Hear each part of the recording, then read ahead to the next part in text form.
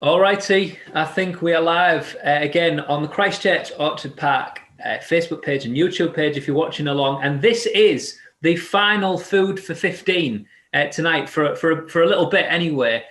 We've come up to Easter and we want to talk about Easter things today. But before I do that, Easter eggs. Why am I showing you Easter eggs? Because I'll get on to this other guy who's sat with me in a second.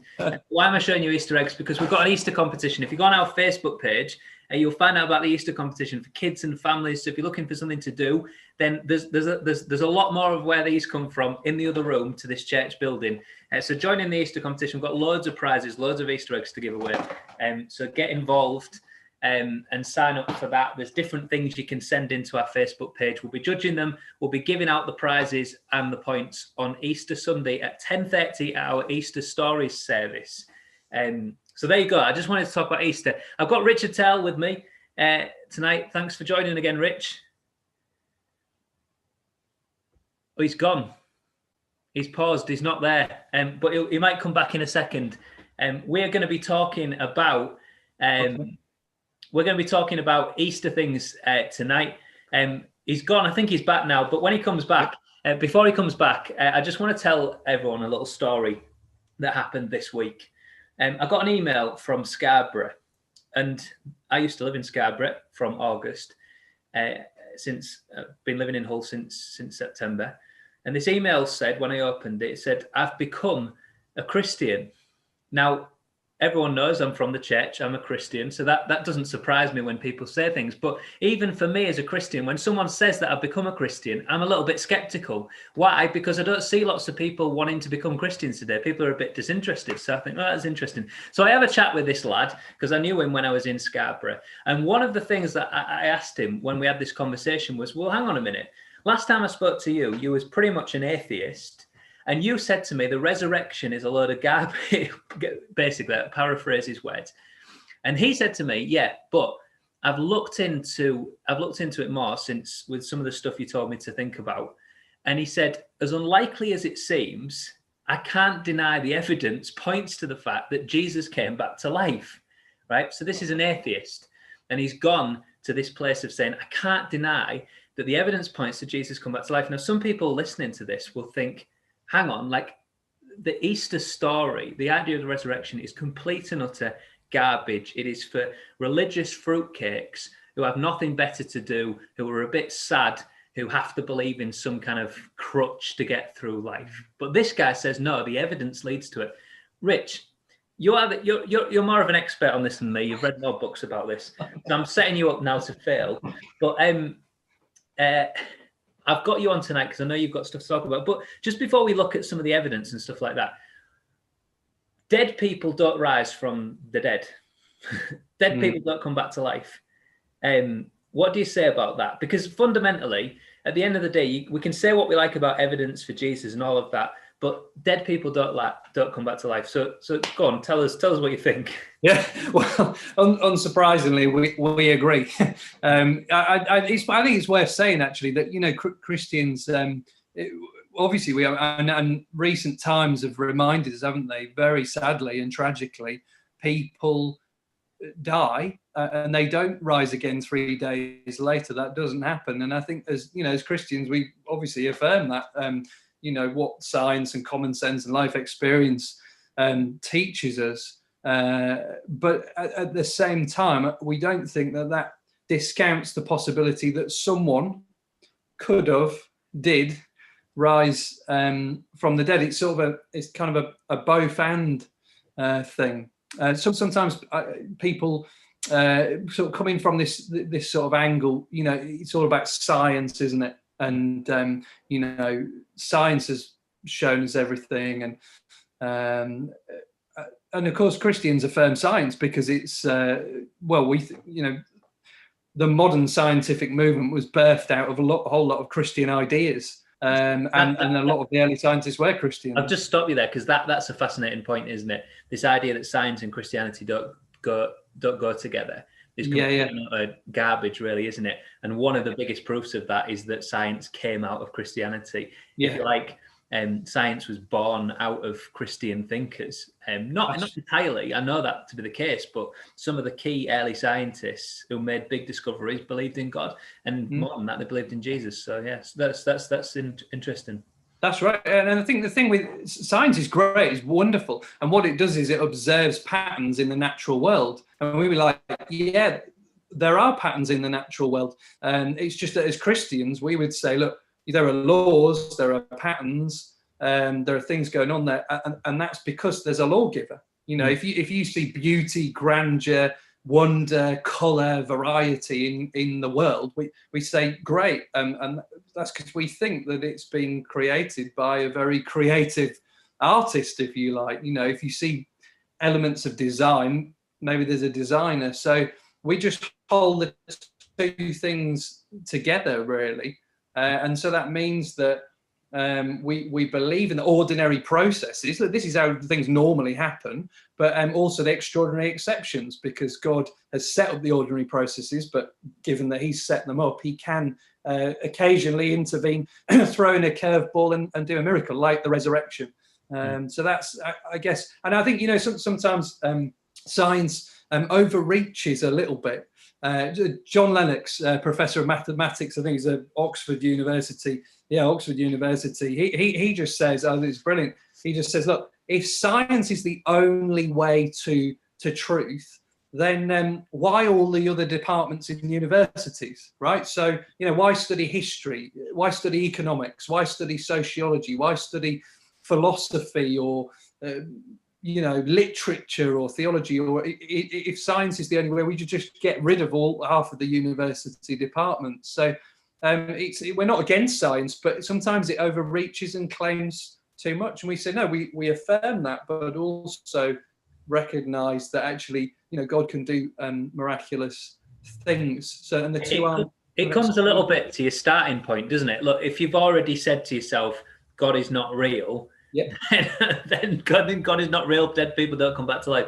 If you're open to the possibility, which an open-minded person should be, it's fascinating. Sometimes Christians are accused of being narrow-minded and all of this. Some of the atheists that I meet are the most narrow-minded. Look, it's not possible, not possible.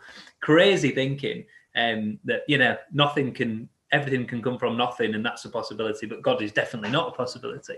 There's completely. So yeah, it's interesting. If you're open-minded to God, then of course something like this is happening. Could happen. It just could. It's a possibility. Yeah, that's it. Yeah, we're not claiming too much there. We're just saying, look, this could happen. Yeah, definitely. C.S. Lewis said, what did C.S. Lewis say? He said a great thing about science. In science, we've been reading the notes to a poem. In Christianity, the poem itself. I just think that's brilliant. They're both are together, and they're doing slightly different things. That's good. That's good.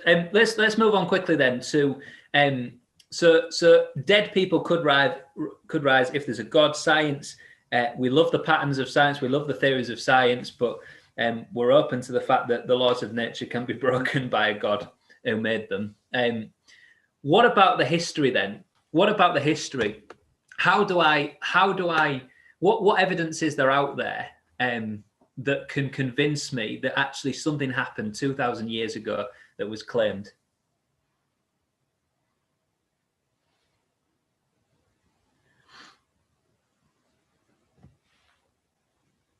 I think he's gone. He's not here. So if you're watching this, we've lost him again.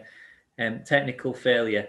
But I do think while Richard comes back. Oh, sorry, we lost you again. Yeah, we lost you again. But I'll just move us on to what I want to ask you in a second.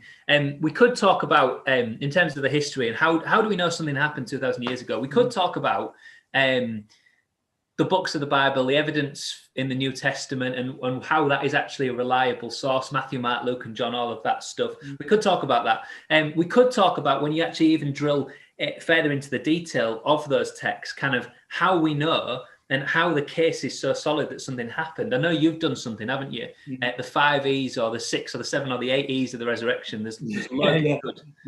Yeah, well, I mean, in terms of those four accounts, they're just Matthew, Mark, Luke, and John. The four accounts of Jesus' life, they're super early, historically speaking, super early. So even like the most skeptical, those who are most skeptical about them, would date, say, Matthew to about 50 years after Jesus died. Mark would be about 40 years after Jesus died. Luke would be a bit longer, maybe about 60, 65 years after, and then John a bit longer than that. But those time gaps are so short. You think of like Alexander the Great. What sources do we have about him? Well, the earliest sources we have are 300 plus years later on. You know, so it just doesn't compare on a different scale with those gospel accounts. But yeah, I do this whole thing with and lots of people have done this. You know, there's the ease of evidence for the resurrection. So you know, we just go really basic, like, okay, existence. Jesus actually existed. Because one way to say, well, Jesus didn't rise from the dead is just, well, he never existed in the first place, isn't it? Or, okay, he does exist, but he didn't die on the cross. So then we do execution. No, Jesus was definitely dead. He was a real person. And he definitely died. Historical fact. And then the empty tomb. We've got to look at that and the eyewitnesses. And then we go on to maybe the early disciples or the experience of the disciples, the transformation of the early followers of Jesus, the example of various characters like Paul and James, and also the experience of many modern people, like your person who got in touch with you. So, you know, they looked at the evidence and become convinced that Jesus rose from the dead. So I've done a video on that. That's Easter Fact or Fiction. We'll put the link on. Yeah, definitely. So people, you actually look at the evidence, and if you take the New Testament to be reliable evidence, which we've talked about before, and which people should investigate and look into, then actually the case within that is so solid. People say, well, did someone steal the body and all of that? Well, we might talk about that in a bit, because actually that's just been debunked. Any of those kind of ideas about what actually happened. But one of the things people are going to say to you is the problem with the resurrection story is it's like Chinese whispers, and over the years things have been added on and developed. And you know, one person says this happened. You know, it started off with Jesus woke up in the morning and put on his pants, and then the next minute you've got him rising from the dead. That's what people think happened over the years. But one of the problems with that is that the evidence doesn't point there. And there's one particular piece of evidence, just one out of a number of things we could talk about, that assures us that actually whatever happened at the resurrection, it wasn't a myth that developed over time. It wasn't Chinese whispers. And so I know scholars, even the atheist scholars, they believe certain things to be true about Jesus, don't they? That he lived, and that very early on, people genuinely believed, like lots of people genuinely believed something had happened to this Jesus, and these are undeniable. But can you talk to us about this particular bit of evidence? That I know you've mentioned to me, and I want you to talk about because it's fascinating. That shows us this wasn't a myth that developed.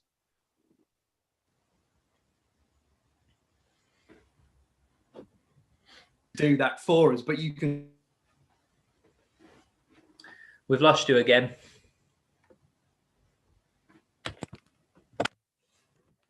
We'll just wait for him to come back.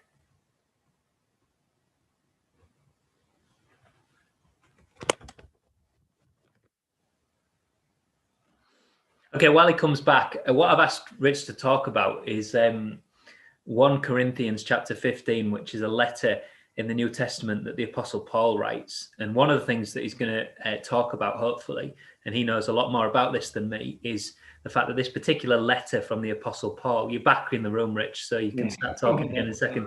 This particular letter of Paul was written very early. Let me hand over to you. Talk about 1 Corinthians. Yeah. Hopefully the internet works.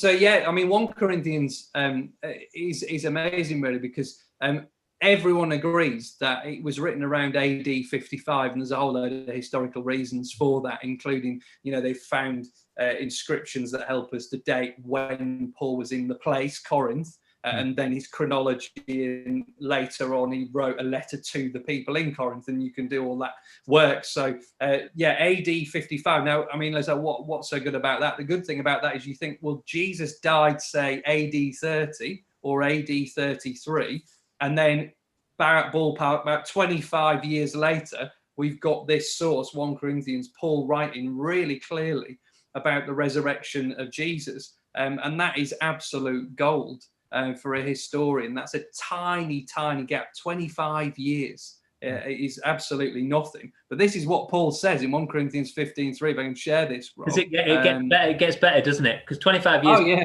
People that are not historical will go, well, that's still some time, isn't it? But it gets better. I know it gets better. Yeah. So ancient historians will go, that's incredible, like, that's amazing. There's nothing. But yeah, so then you narrow it down, you go to 1 Corinthians 15 verse 3. You can find it online, and Paul says to the Corinthian Christians, those that lived in Corinth, for what I received, I passed on to you as of first importance, that Christ died for our sins according to the scriptures, that he was buried, that he was raised on the third day according to the scriptures, and that he appeared. And then he gives this whole list of people that he appeared to, various characters, including at 1,500 people in one go. And the thing about this is, the exciting thing about this is that there is, again, like unanimous agreement. All kinds of scholars, all kinds of, atheists, whoever, agree that what we've got in that little verse is what they call an early creedal report. And you say, what's an early creedal report, and why is that so significant? You think back to, Jesus dies, and his early followers believe that he rose again, and they're teaching that. How do you spread a message in that sort of culture in those times? Well, you create a little tweet, and the people did this all the time. You create a little tweet thing that you can easily remember and you can easily share. Not many people are reading and writing and all the rest of it.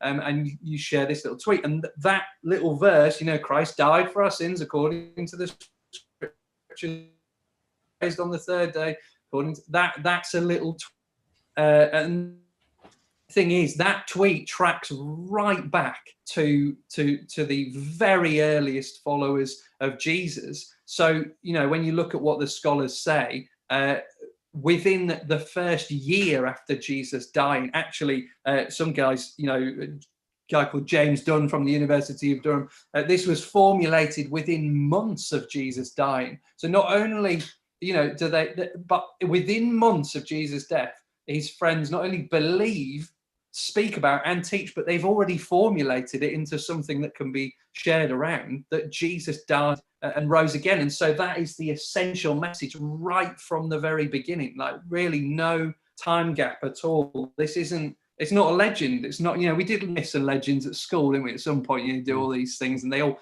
things get tacked on over time. Well, that's not the case here. Paul didn't invent this stuff. No one came up with it. This is literally what they believed from the very beginning.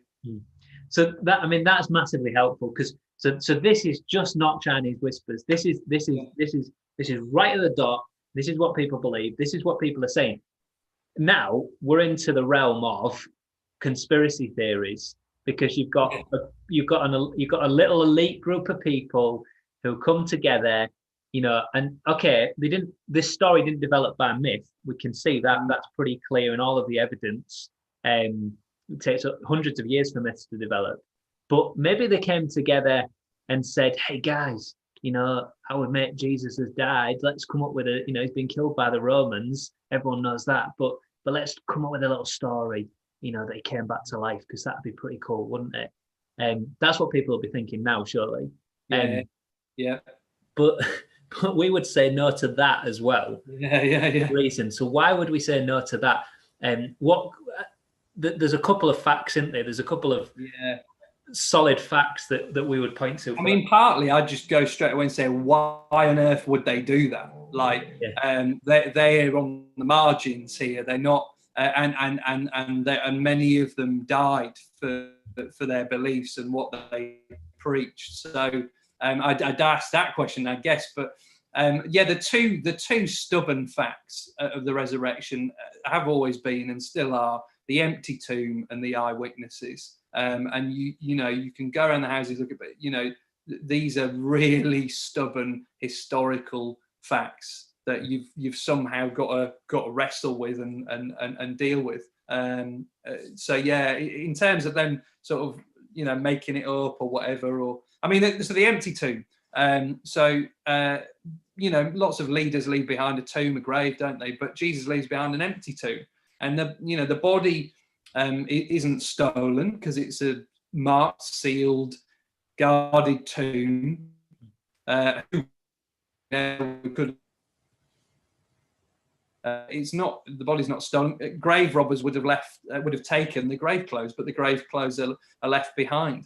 So it's not that. The disciples, like, if you say, well, Jesus' friends, his disciples stole the body. Well, you've got to ask, like, how, first of all, and why as well. Why would they do that? I mean, they've just seen their leader crucified, and they're in no fit state. They're like frightened little rabbits. They're all hiding locked doors for fear of the Jewish leaders. They're going to come and get them. They got their leader, and now they're going to come and get them, sort of thing. So, a scholar called N.T. Wright's done a lot of work on this. They just weren't expecting this. They weren't expecting from the dead, so they're not going to like make it up, because they weren't. This wasn't in their kind of way of thinking. You look at all the sort of Jewish culture and the text. You've got the Jews and the Romans, haven't you, as well? Yeah. People say, well, did they steal the body? Well, that's just that would be so weird, because the thing that the both of them have in common is they want this cult, as they might call it, of Christianity to be finished. So they have literally the least motivation to stay. They want a grave where they can say, look, your little bandit leader Jesus, your little rebel Jesus, he's dead in the tomb. It's over. Go home, sit down, shut up, be quiet. Yeah. But absolutely. And or they'd have produced the body and gone, look, you're claiming here's the dead body. And then they wouldn't be faffing around. The Jews wouldn't be faffing around with the dead body anyway, because that was against the. So there's just you can go around the empty tomb, but it's however you look at it, Jesus left an empty tomb, and it's matched with this other stubborn fact, which is these eyewitnesses. So all of a sudden you've got all these people claiming that they have met the risen Jesus, very soon. Well, very, very soon. Clearly, 3 days after, and in the first few weeks after Jesus has died. And there's loads of them. And sometimes it's one, sometimes it's two, sometimes it's a small group. At least one's over 500 people in one go. Little groups of people, inside, outside, countryside, town. Walking, talking, eating, every possible conceivable situation, by a lake, on a hill, all these different. And of course, that was just all hallucination, wasn't it? Because there's lots of evidence for mass hallucination, and there's also lots of evidence for simultaneous hallucination in different parts of the country, in different places. It's just not, it's not hallucination, is it? No. It's very tempting to claim, but I mean, that just doesn't work. And again, actually, modern science helps us there, doesn't it? Because you look at what actually would it look like people to have hallucination. It doesn't look anything like all of that at all. So it's not hallucination. Many of them are named, known people. These people who are eyewitnesses. So anyone at the time could have gone around and checked. Oh, to Mary Magdalene, Peter, John. What did you see? Thomas, what did you... Many of them are hard-nosed skeptics. Thomas, James, Paul, they're all totally... I mean, Thomas said, look, unless I see the nail marks in his hand, I will not believe. James was the brother of Jesus, thought Jesus was totally bonkers. Paul was going around arresting Christians until he met the risen Jesus. And it's actually their story of their transformation. That's part of the argument as well, isn't it? That what changed? Minimal historical facts that everyone agrees on. You roll it right down to about 6. Jesus was crucified under the Romans, things like that. And there's 2 of those 6 absolute minimal historical facts that atheists, all sorts of people agree on, is James and Paul. Here's a person, they think Jesus is mad, and then now we see them, he's an early church leader. And he says the reason for that transformation is because he personally encountered the risen Jesus. The Apostle Paul stood there. The Apostle Paul stood there in the book of Acts, watching over a gang of people stoning to death a Christian. And the next minute, Paul himself, throughout New Testament history, is getting beaten, shipwrecked, nearly killed, suffering daily. He's put in prison on multiple occasions because he's a Christian. So why did thousands and thousands of other people then go on to suffer for something that really right in front of them? If it's not true, come on, they were there, they could see it, they could find out, they could talk to people, but they keep hearing these stories. People have seen it. I was there. Look, not just me, but Jim and Tony and Dave and everybody. And it's insane. We can't deny it. We've got to believe it. And so there's this eruption of the church 2,000 years ago, based on all of this historical stuff that's going on, and that people just couldn't deny. And we're gonna have to stop. But I hope that anyone who's just listening to this will at least, the most skeptical people of us will at least go, hang on a minute, I've been hoodwinked if I've been told that there is no evidence for the resurrection of Jesus Christ. I hope people go, I've been hoodwinked, and there is something that I have to go and find out. In fact, I've got nothing to lose in going to find out more. I've got everything to gain, because the Bible says, to be honest, if Jesus doesn't come back to life, then you should pity us Christians in churches. Just pity us. Those North Koreans who are suffering now in prison camps because they're a Christian and it's illegal. In Pakistan, those imprisoned, in all parts of the world where Christians are suffering, pity them because they're suffering for something that is made up garbage. But on the other hand, if the evidence does point to the resurrection, then what we have in the face of man's greatest enemy, which is death, in the face of what has brought fear, COVID, the fear of death has literally been put into us, hasn't it? Well, there is hope beyond the grave. Jesus died, but he also, Jesus came back to life, but he also died on the cross. So we could have a relationship with God, not just now, but forever. And that is life-changing, that is healing, that is restoring, and that is full of hope. So I hope people, if you're listening, go and look into this stuff. On Sunday, I'd love you to tune into our Easter Stories service, where we're going to hear a few more stories of people whose lives have been changed by Jesus, who've become Christians.